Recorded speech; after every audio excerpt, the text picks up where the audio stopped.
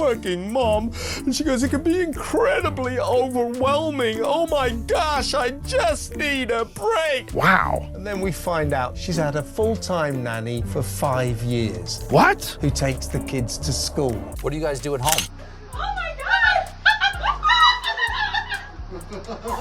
Why are we still here? Just to suffer?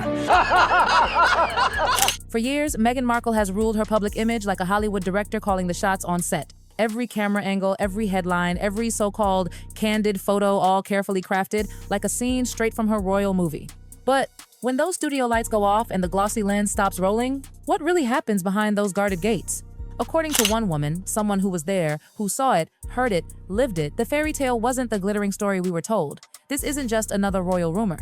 This is the voice Meghan never wanted the world to hear. The nanny who claims working inside the Sussex home felt less like caring for children and more like surviving inside a beautifully staged illusion. Another nanny nightmare for Meghan Markle and Prince Harry. She says the rules were bizarre, the air always tense, and those cozy family moments more rehearsed than real.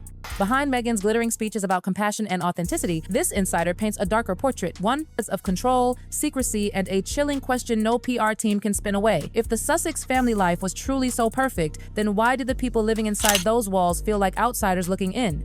And just when you think you've heard it all, wait until you hear what she says about Archie and Lilibet, because that's where the story turns from strange to utterly shocking. The nanny that the couple have been relying on for some time wants out. Before the nanny ever set foot inside that glittering mansion, the job posting itself made her pause. It didn't read like a royal employment ad, it read like a casting call. Every word was specific, almost surgical. Meghan, she was told, wanted a caregiver who was discreet, adaptable, and not distracting. Translation? Competent, but never the center of attention. Rumor among staff whispered that Meghan didn't want anyone in her home who could outshine her own brand. Looks, social presence, even relationship status, everything was scrutinized with a smile that never quite reached the brown eyes. Meghan Markle and Prince Harry had got through 3 nannies in just 6 weeks, and that's because working for this couple is incredibly difficult. A nanny with her own children? Too complicated. Someone in a relationship? Too risky. The message was clear: your life must orbit around Meghan's. The role was not just about professionalism, it was about devotion. Those calls for flexibility weren't about helping with bedtimes or playdates. They were about loyalty, 24/7 availability, and zero privacy. What should have been a warm family home felt more like a private institution, one where a single wrong word could end everything. Even stranger, the children's access was strictly on Meghan's terms, no clear hours. No casual affection, no natural bonding, just order, silence, and precision. The nanny nearly walked away until curiosity won. Because beneath all those polished rules, one line made her heart skip. All activities within the residence are subject to observation. She had no idea how literal that warning was. Once the agency creates a list of potential hires, you meet with that nanny. Then you have to meet with another one of Meghan's assistants. These are 2 separate auditions. Then you sign an NDA, which grants you access to Harry and Meghan. So this is the 3rd interview. When she finally arrived at the Sussex estate, expecting a typical interview, she instead found herself in an audition under surveillance. From the moment she walked through those oversized doors, something felt off. The home was picture-perfect, immaculate, but unnaturally quiet, like a museum posing as a home. She was told to act naturally, to tend to the environment as if it were a trial day. What no one mentioned? Every movement was being recorded. Hidden cameras tracked her steps, how she walked, smiled, breathed. Later, she'd learned this was Meghan's own method of casting her staff. Too confident? Unmanageable. Too quiet? Not engaging enough. It wasn't just about finding a nanny, it was about finding someone who could blend into her curated world without leaving a shadow. When the formal interview finally came, Meghan's questions felt more like psychological tests than childcare queries. How do you handle being corrected? She asked. How do you respond when people misinterpret your intentions? Subtle questions, but revealing. This job was about emotional obedience, not just skill. The agency has specifically been instructed to hide Harry and Meghan's identity from the applicant. They just want to make sure you're comfortable working with Meghan because of her reputation. By the end of that first day, the nanny realized she hadn't met a family. She'd walked onto a production set. And like every production, there was only one person with final cut approval. From the outside, the Sussexes appeared united, a royal couple forging their own path. But inside those walls, quiet disagreements hinted at a much deeper divide. Harry, the prince raised in centuries of protocol, believed his children deserved the same structure he'd grown up with. He wanted a Norland nanny, classically trained, discreet, loyal to royal tradition. To him, that meant stability, a touch of his mother's warmth, and the formality he understood. But Meghan saw things very differently. She wanted modern California, modern, relaxed, stylish, socially aware. No uniforms, no stiffness. Their clash was never about the kids, it was about identity. Harry's world was duty. Meghan's world was image. Every tiny detail from the nanny's accent to her hairstyle became a power struggle between two visions of what family should look like. Sources say their arguments weren't explosive, but the silences after them were ice cold. Harry would mention his mother, her gentleness, her authentic love. Meghan would counter with privacy, boundaries, image management. Behind those perfect Instagram smiles, two philosophies quietly collided. In the end, Meghan's vision won. The traditional uniform was banished, the formality gone. What remained was a home that mirrored her, curated, beautiful, and tightly controlled. I'm working so hard. Is she really, or is she just saying she is? Well, according to their tax documents, they work 1 hour a week. Harry tried to adjust, but people close to him noticed the change. He seemed smaller, quieter, as if his spark was slowly being edited out of his own story. The nanny, standing in the middle of it all, realized this wasn't just a household, it was a brand in motion. Even love needed approval. And among the whispers that floated through those marble hallways, one topic was so sensitive, no one dared say it out loud. The nanny, who spent long hours inside those walls, began noticing something deeply strange. Despite her constant presence, there were no real signs of an expectant mother. No doctor visits, no prenatal supplies, no maternity clothes in the laundry. At first, she brushed it off.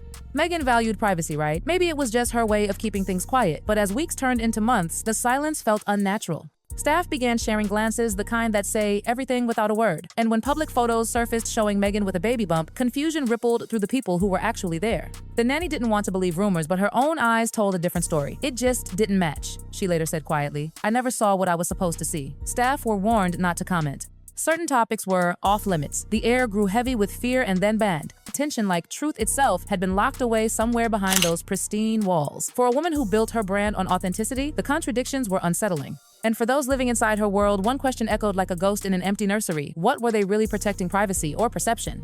Weeks passed, then months. And yet, something inside that grand Sussex mansion still felt off. The rooms were spotless, almost too spotless. Everything gleamed like a magazine spread. It didn't feel like a home filled with toddlers' laughter. It felt like a museum pretending to have a heartbeat. The nanny would wander through the halls, searching for traces of Archie or little Lilibet, a forgotten toy, crayon scribbles on a wall, a half-eaten cookie on a plate. But nothing. Not one fingerprint, not one smudge of real family life. No bedtime giggles, no baby cries, no tiny shoes in the corner. It was as if the idea of children existed, but the children themselves did not. She tried to tell herself they might just be staying elsewhere for privacy. After all, this was the world's most photographed couple. But even on so-called family days, when relatives were rumored to visit the house, stayed eerily silent. Meals were cooked yet untouched. Playrooms were locked. Cribs perfectly made, never used. The silence started to feel heavier than sound itself. Staff moved like ghosts, careful, quiet, always aware of the invisible eyes watching them. Cameras in every corner. The nanny once caught another worker whispering, "Everything here is managed, even what we're supposed to believe." The illusion was breathtaking. From the outside, sunshine, palm trees, perfection. But inside, she felt like an extra on a set where the real story had long been edited out. Her growing unease turned into conviction. This home had children in its story, but not in its reality. Then came the Netflix documentary. When it premiered, the Black nanny sat down like everyone else. Popcorn in hand, but what she saw made her skin crawl. The cozy living room, different furniture. The view from the window faced another direction. Even the sunlight didn't match what she remembered. "That wasn't our house," she whispered to a former coworker. "At least, not the one we worked in." Scenes flashed across the screen, Meghan cuddling Archie, Harry laughing in a golden garden, soft music, golden light, camera magic. To the public, it looked perfect. To the nanny, it looked produced. Too neat, too cinematic, like a perfume commercial pretending to be a family memory. She paused the screen on one frame, Meghan on the floor, surrounded by toys. To the world, it looked intimate. To the nanny, it looked staged. The layout behind her didn't match the actual nursery. Even the sunlight angles were wrong. The home that promised peace had turned into a stage built on fear and secrecy. And behind those picture-perfect hedges, trust had become the rarest luxury of all. Then came the most unsettling pattern of all. Every time a camera crew or photographer was due to arrive, the entire atmosphere shifted overnight. Rooms that had been untouched for weeks suddenly bloomed with fresh flowers. Toys perfectly placed, blankets folded, family photos appeared out of nowhere. It wasn't lived in, it was dressed. On one particular morning, Meghan's team rushed around, prepping for a private family shoot. The children were supposedly present, yet the house was silent. No giggles, no footsteps upstairs. Just stillness. When the photographers finally entered, Meghan descended the stairs, radiant, glowing, camera-ready, every movement perfectly timed. She smiled down tenderly, then turned toward the lens, just so a practiced angle that made the nanny's stomach twist. To outsiders, it was motherly love. To the people inside, it was marketing. Later, when the famous chicken coop photos surfaced, Meghan in jeans, Harry laughing, kids in tow feeding hens, the staff stared in disbelief. None of them remembered that day ever happening. The setting looked similar, but the children, not the same. The conclusion was heartbreaking. Those moments weren't captured, they were constructed. Every photograph, every smile, every frame crafted to tell a story the world wanted to believe. And as the nanny scrolled through glowing headlines praising Meghan's authentic family life, she felt a chill crawl up her spine, because behind those perfect pictures, reality had long been cropped out. In the end, the nanny's story isn't one of revenge. It's one of exhaustion, heartbreak, and truth. Years inside a home where reality was replaced by narrative, where smiles were rehearsed, where compassion was brand strategy. She finally stepped out of that shadow, not to get fame, not for money, but for peace. Her words may never appear in glossy interviews or Netflix specials, but they linger raw, painful, and impossible to ignore. What she described wasn't hatred, it was heartbreak. A quiet witnessing of how authenticity can vanish behind the flash of a camera. For all the wealth, glamour, and privacy, the most haunting sound inside that mansion wasn't fighting, it was silence. And maybe that's the real revelation here, that sometimes the stories we're shown aren't meant to inform us. They're meant to protect the people who wrote them. So if this story made you question what's real and what's rehearsed, you won't want to miss what came before it.